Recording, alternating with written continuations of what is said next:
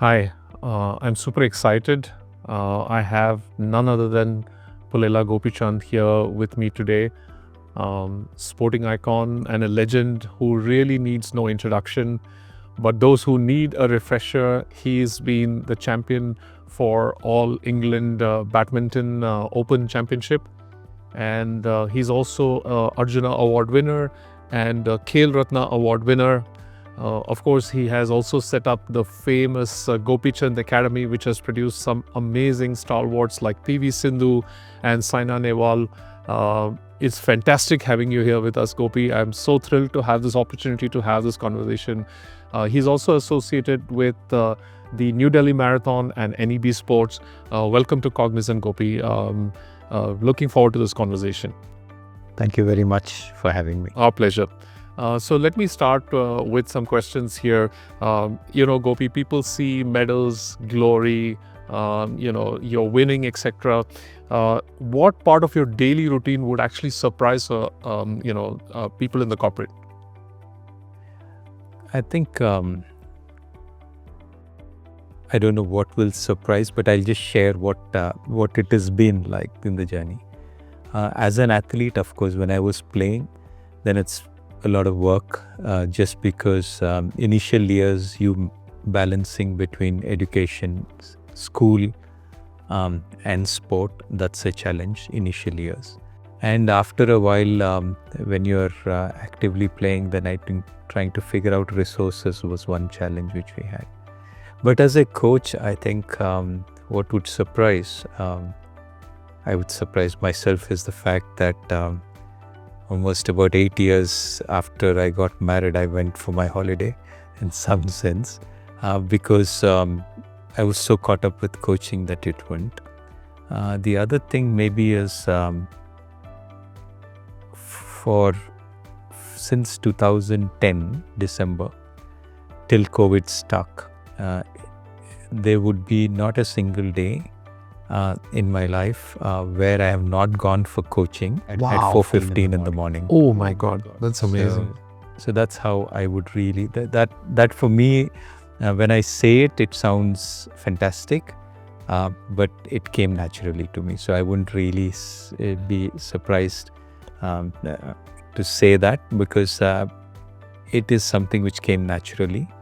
And that's something which I think has given me the results, I would think. Terrific commitment. You set a benchmark for commitment and excellence. I have to ask you this question. You started playing badminton at the age of 10, right? As you mentioned to me earlier. As a child, how did you manage your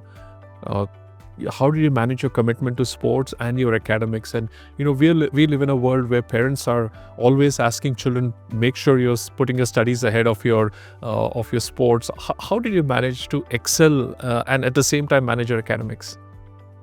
Well, I was very lucky that I had parents who were very supportive. That is one. Then the second thing, but even then, I think as a Telugu family, you had only two professions, either you're a doctor or an engineer. And to add to my problems, my brother went to IIT. So things at home, our standards at home were pretty high. Amazing. But luckily for me, my mom was like, okay, you don't have to be the number one in class. If you end up in the mid 18-20 ranks, that's fine. In a class of 40, you're somewhere in that mid range is fine. If you don't fail, I'm happy with that. And I had to study enough so that I did not fail. So it meant that every day would start off at 4:30 in the morning. I had to study loudly or read loudly till my mom would hear me in the bedroom. And if I did it continuously for an hour, then she would send me to the stadium to play at 5:30. Oh, wow. That is the deal which we actually had. Oh, that's amazing. So for me, I think her being tough was important because otherwise I would have just played. I would have never studied. I loved playing. I was reasonably good at it initially also. So there was a motivation to play. But maths, physics and chemistry just were not in my league. They were just over me all the time. So for me, it was very difficult to understand anything in class. So I struggled in these subjects in class. And luckily for me, my sport was there. Although I was still about an 80% in my 10th and stuff, but it doesn't mean anything, right? So because everybody was 95%, 96, that ranges. So I did okay by some standards, but really for me, I was not really the top in the class, but I was the good in sports, so they let me continue playing sport. And for my luck, I failed my engineering exam. So it helped me with that 1 year when I didn't join engineering. They said you can play. And in that year, I joined BA in graduation. I won the junior nationals. And also, most importantly, I played for the country and got a job in Tata Steel. So that was kind of what cemented my career in sport. Because otherwise still it was hanging, because sport as a career back in the 90s was really not something which was thought of. So I was lucky, God's grace, things fell in place in a lot of ways. I mean, you're so modest. You're talking about getting 80% in your 10th as, passing by. But that is, in my mind, managing your sporting commitments and getting to 80% is exemplary. I mean, obviously, you've done exceptionally well for yourself. Let me ask you another question. What is the most boring habit you would credit your success to? I think running. Oh, is it? Oh, that's amazing. Because badminton as a sport, especially back in the day, we were still playing the side over game where you could only score a point on your serve. So it was a very intense aerobic sport, as in it's a very physical sport. So every day I would finish my badminton and then get on the treadmill and had to run for an hour. Oh, wow. And so I just hated it. But then I did it religiously because it was important for me. So that for me was one. The second was to do breathing exercises. I just hated them. But I had to do them. So I was very religiously doing it. So as a habit, I would say these two would be primary. Because by nature, I thought I would be very lazy. I had to get up and do these things, and especially running for an hour or 2 hours, just to build endurance at a sub-maximal pace every day. For years, I think that was over the years, but you started liking running. I loved running. I love sprinting. I love 400 meters. I love them. But if you put me on a long run, I don't like it. But I know that it's very beneficial, so I was doing it. Oh, that's amazing. And, I think different people have different mindsets and stuff. So for me, I was wanting action all the time. So for me, to do a steady run was difficult. But we would do interval runs and sprints and all of that. And I would enjoy those part of running. Oh, that's cool. So tell me one thing. When you started, right, at some point you realized you're really getting good at badminton. And, what drove you to commit yourself to badminton? Is it the potential glory? Is it the love for the game? Is it because you thoroughly enjoyed just being there and, letting yourself loose and the adrenaline going? What really drove you to be committed and stay on the sport? I think today I can say many things, but actually at some point it was that I don't know anything else. So it is also the case. That was also the case because... You're being really modest here. No, not really. I wouldn't say that. It's genuinely that way in the sense I loved the sport, but I loved all sport. It's not that I just loved badminton. I would love football. I was playing. I would love cricket. Like any sport I played, I loved. And I loved the competition. I loved the sheer work of it. And it was really nice for me to play any sport. Then at some point in my life, the sport became very difficult. In 1994, when I was about 20 years old, I'm born in 73. I was about 20, I actually tore the anterior cruciate ligament of my left knee. Oh. About 30 years ago, surgery was not the greatest one. I was still very fortunate that a great doctor called Ashok Rajgopal in Delhi, who did the surgery for me and put me back on track. It took me a year to recover and come back and to kind of play to a certain level. But then it was like crawling back upwards. And then I had another surgery 2 years later in 96 of the cartilage of the same leg. And I had to crawl back again. And then again in 98, I had another surgery of the meniscus. And I had to crawl back again. So I think somewhere down these peaks, I think the up and down, I realized that I really loved the sport. And I realized that for me, this was important to come back because I wasn't finding happiness in anything else.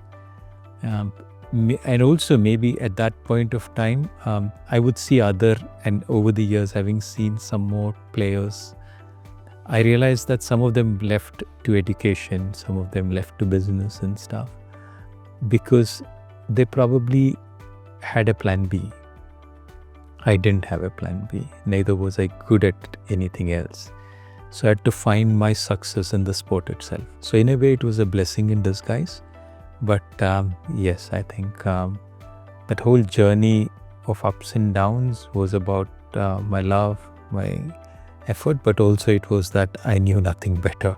And this was my only way of getting my happiness back. So when you talk about the ups and downs, right, there are obviously similarities in every field, whether it's corporate field also. You have ups and downs because of health reasons. You have ups and downs because of performance in a tournament. You run up to a very major tournament, get past all the major hurdles, get to the final rounds and lose a game. This happens to all sportsmen. It happens to corporate life when we are chasing, business opportunities and really putting heart and soul into it. And then, you're completely devastated when you lose it. How do you overcome loss like this? How do you mentally recharge yourself? Anything that you can share? I think one of the things which sport does, and I was lucky, is when you play sport from young, you realize that losing is part of sport, part of life. And also you realize that losing is not end of it all. You've come back before, you can come back later. So that's the kind of mindset because I've played from, say, at 11 I lost many matches. And at the time when I lost the nationals, back in the day, in the year we used to have one national. So we used to have a district championship, a state championship, and then you go to the nationals and one nationals, under 15, one tournament. For me, it was like really bad because I had issues with asthma, not asthma really, but sinusitis and stuff. So my first nationals, I was in Hyderabad, went to Chennai to play. And the humid air actually hit me hard. And I didn't know what hit me because it was hot, it was humid, and I developed a cold. And when I slept or when I walked, I could just hear my heart pump, boom, boom, boom. And I thought it was tension. And then I went back, I lost the tournament, went back. Then the next year again, the nationals was in Calcutta. And again, the same feeling. I didn't realize that because when I was in Hyderabad in training, I would never have this problem. I went there, I would lose again in the first round. So 2 times I went and I developed a cold and a cough, which is never the case when I was in Hyderabad. People around me started, there could tension hai. So it's not because why do you go for a nationals and suddenly fall sick? The third tournament, and these are like once. So it's almost like your entire effort of the year is gone. Yeah. And then you come back home, your coaches and parents and your friends, all of them are doubting you in the sense, he's good at the state level. But is he really? State level, but maybe he's not good at the national level, so maybe it's better he studies. So for me, it was almost like every time I went there, it was like so much of pressure. Oh yeah. And then I would face this and then you lose and then you hope that this just ends. And then somehow you get back. So you realize life doesn't end at that failure, which is really bad, but you move on and life heals you, and then you can come back again and you can start winning. So I think luckily for me and for most sports persons, I think the engagement with failure in sport Starts early. happens early. And it's a very key component, because when you're failing later in life, you realize, well, I've done this 20 times, I've lost 20 times, it doesn't matter. Oh, I've lost the All England, that's okay, I come back again next time. So I think that is what really helped. And I would say for that reason, at least every kid should participate in sports. Brilliant.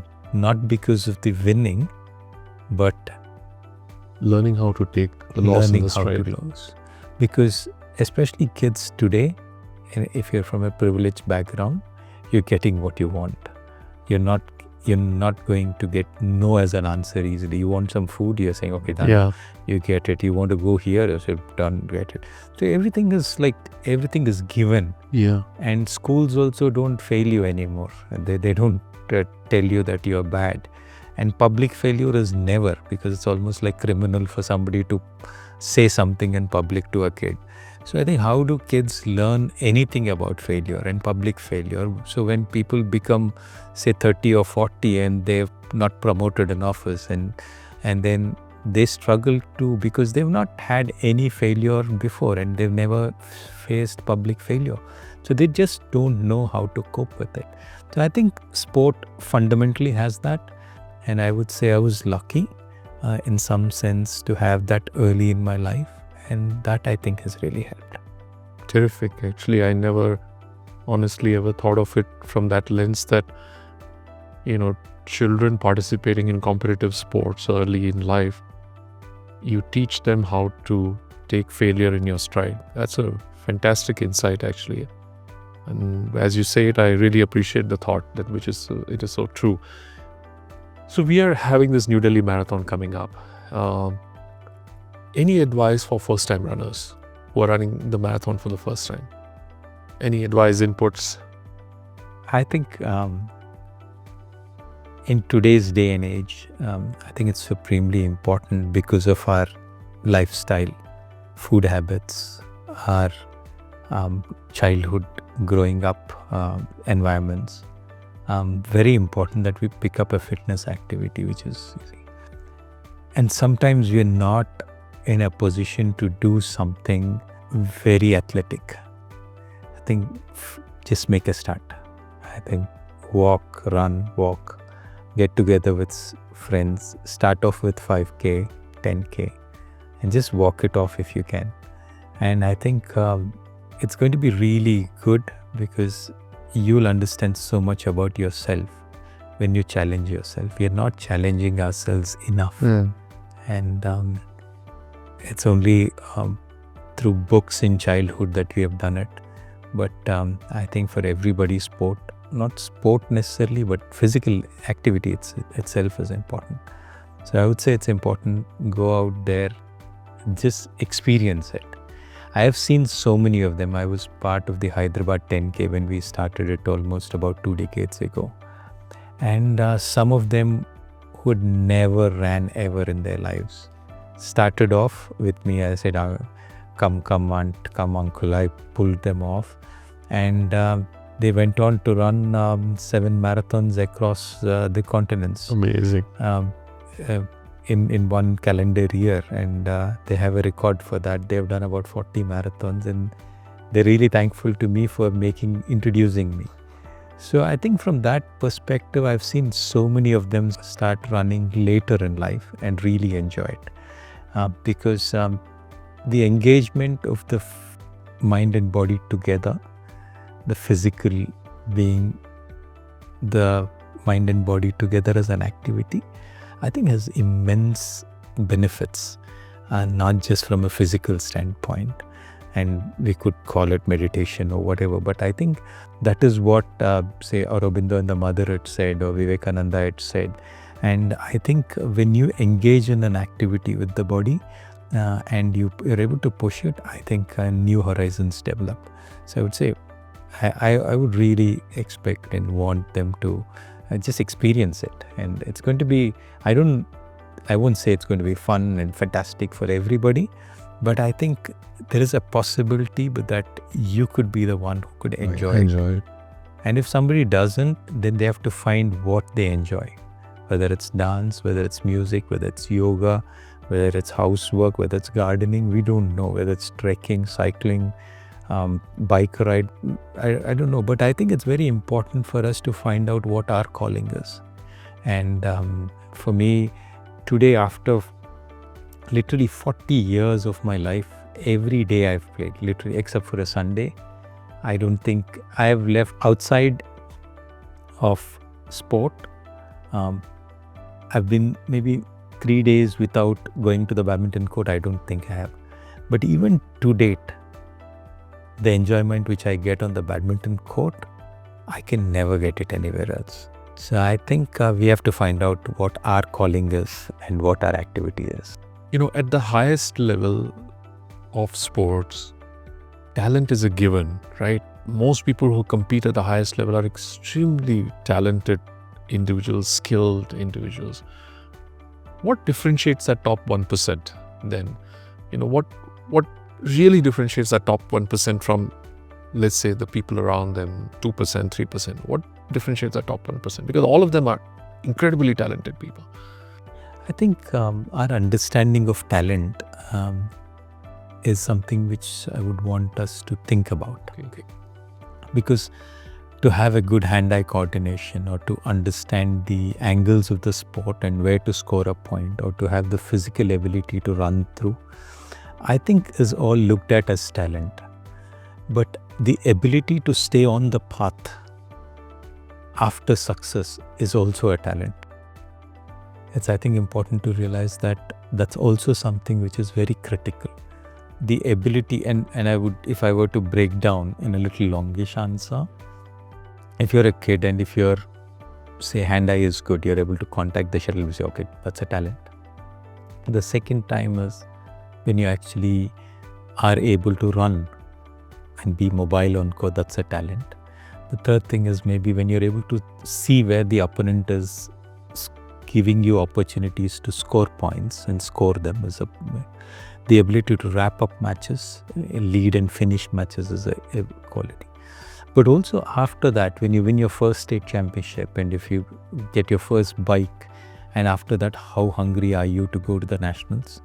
When you're the best in the country and everybody is under you, how hungry are you to go to the international level and win is also a talent. And after that, your ability to continue being there when somebody beats you continuously, your ability to rework your foundations and change your entire mindset and come back stronger is also a talent. So which talent are we talking is, I think, important. So for me, I would say at the highest level, many of them have it. But I think the hunger is important. The hunger is also not for something. For me, the best hunger is when your process is so good and the intensity is so high and it is desireless. Because many a times what happens is the intensity is high, wanting a result. And when the result doesn't come for 3 or 4 times, then the intensity goes down. But in an ideal scenario, you're very intense without the desire. So then probably the 6th or the 7th or the 10th time is when the best ones come. Maybe a kid who's good at 20, the best year might be at 30. But how do you continue being intense without getting the best results for the next 10 years? I think that will be an important thing. So for me, I think people who enjoy the process, who are involved in the process, who are passionate about it, who are not deterred by failure, and who are consistently wanting to do better and better and win or lose on the path consistently. I think those are really good, and that's what I would really want to emulate in myself, who wanted what a young kid to do. In the sense, they're saying, I want it for the money, I want it for the fame. is sometimes a deterrent itself, because you win and you don't get the money or the fame, and then your intensity goes down. But you say, I am going to be intense no matter what. I think that will be a really great place to be in. I think it's great tips even for, people in corporate. If I were to use the word corporate athletes, mindset is, whatever you say reflects so well from a mindset standpoint. How do you keep yourself intense, committed, despite all the setbacks, and keep coming back at it every day? It really resonates from a corporate mentality as well. So for me, like if you're an athlete, you're 20 to 30 years, 35, you're done, right? So imagine a corporate or an entrepreneur who's starting a startup and he's 25, and imagine if his best years are 60 and 65. Yeah. And if he's got an ability to build something world-class, but how does he keep the tenacity up for the next 40 years? Yeah. I think it's supremely important that you are on the process all the time. All the time. During work, you're very intense in what you want and very hungry for more and more. But the moment you walk outside, you have to be grateful for whatever you have. I think that shift is very important, because you cannot be unhappy all the time. So intensity at work, but the moment you finish off your work, even if you're a failure at it, you should really be happy with whatever you have. And then come back to work again with the intensity. Even if you're the best player in the world or the best company in the world, you have to want more and more and more. But while outside of work, you have to just be happy with whatever you have and be grateful and thankful for whatever you have. Because I think that's a very important technique to just stay and be focused in work. You want, as I tell athletes also, you don't want satisfied people on court or at work. You want hungry people at work, and you don't want unsatisfied people in family and friends. You want grateful and happy people. So I think that shift is very critical and important, especially if you want to do this long term, and success is long term. Some deep wisdom there, Gopi. Fantastic. Let me ask you further. In corporate life, we measure success on performance metrics. Do you think of the same in sports as well? Is it performance metrics that you really hold your coaches to? How do you see this in sports? So I think sometimes you win very good, but you win because the others didn't play well. So that's a win as well. So do you really credit yourself for that? Or do you credit yourself for refining the process and putting the best of you ahead? So I think that's a question which we'll have to ask. But if I were to break this down into a metric box, I would say endurance, strength, speed, agility on the physical side, and then flexibility. And then you would break it down further on into, say, toss, drop, smash, defense, attack. Mentally, how agile are you to change, and put a matrix in it. And just check whether each of these boxes have actually done well. I think that's very important, rather than actually looking at it purely from a win or a lose scenario, because you could actually win because the opponent did badly. So in a sport, I would say, did you do your personal best? I think that for me would be more critical. And each one's personal best is very different. Very different. And our own personal best could be very different based on our families as well, and challenges as well. You said health, and some family's health. Sometimes we're not in a position to it, but did we still manage to do the best of what we can be? I think that should be, for me, a very important thing, because I have actually experienced this in my life. When I was young, I would train to beat the other person. It was very important. The competition was all I was worried about, to win. And it took me to a point when I got injured, and then I was really bad, and everybody I was losing to. And then I had to drop out from competition because that's the only way I could survive. But then I said, it's not the way. I think let me be the best version of what I can be. So I'd get up in the morning, if my leg is hurting, I say, okay, back off. Now this knee is hurting, but it's okay. I think this part is okay. Or the ankle can be strengthened. The right leg is all right. I'll strengthen it. The hand is all right. The mind is all right. I can visualize and think happen. So I will give it my best shot in the present scenario where I am. So somewhere down the line, that is what gave me the best results. When competition didn't matter and being the best version of what I am, and today being better than yesterday is all I cared about.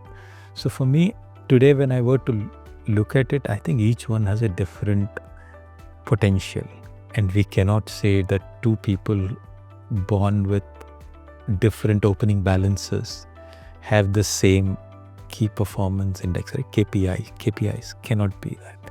Since each one, if you have an ability to produce 10 and if you produce 9, you're a failure. But if you have an ability to produce 5 and if you produce 5, you're a superstar. I think that kind of, at least in our mindsets, in our personal mindsets and also the team lead's mindset should be where it is. Not everybody has the same KPIs as no.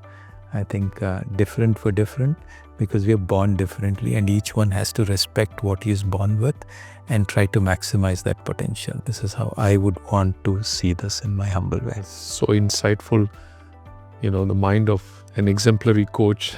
Thank you for sharing those insights. A couple of more questions before I let you go, Gopi. And I'm sure you have seen this. We see this in corporate as well. Exceptionally talented individuals, great promise, very difficult to handle. How do you handle those kind of athletes in your coaching? I think it's going to be if you run the culture of an organization or a system is determined by the top performer. If we want the culture of the company or the place to survive, you have to discipline the top person into behaving the way you want everybody to be. If you let the top person, the most talented, get away with bad work ethic, then it'll creep down to the bottom very, very quickly. So it's very important that we are very vigilant to that. So if the talented one is not somebody whom we are able to control, I think it's might as well let him go or let her go rather than stick on and allow that to happen. So this is one. The second example which I can think of is the top performer and the team around him should be like an arrow and the tail of the arrow. I think we should ensure that everybody in the team is either the performer or the stick which actually pulls them further. We should ensure that there are no parachutes in the system, because you don't want people to drag performers back as well. So I think we need to be vigilant about it and take whatever is necessary action for this to happen. Great. One last question, Gopi. What advice do you have for hundreds of our associates preparing for the New Delhi Marathon? Any last words for them? Don't think too much. Don't compete against anybody. Just get up, respect your body, respect the fact that you may not have done much. Start slowly. Add little bit every time. Just ensure that you stretch well, you hydrate well, you're eating well, and gradually increase your ability and push yourself. Fantastic. We've had an amazing opportunity to get some deep insights and wisdom from an exemplary coach. Thank you so much, Gopi, for being here with us. It's been a terrific pleasure of mine to have this conversation. Thank you and being with us at Cognizant.